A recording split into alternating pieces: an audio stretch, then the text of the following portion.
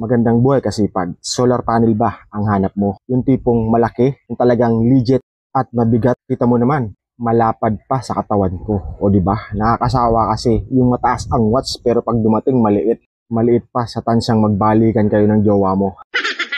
At in-unbox na nga natin yan. Tinanggal natin dahan-dahan yung mga nahirapan ako mag-unbox kasi napakatibay ng pagkakabalot ni seller. Talaga namang safe na safe ang product at dumating sa akin nang wala kahit isang gasgas. Isa sa pinagusto ko ang ganyan pagkakabalot. O di ba? Thank you very much seller. Kaya naman mga kasipag, nasa yellow basket ko lang yan or nasa comment below ang link. At tinester na nga natin yan kung ilan voltahe. O di ba? Umabot ng 19.6 pero 18 volt lang ang nasa board. Kasipag, check out mo na yan kasi baka maubusan ka. O di ba?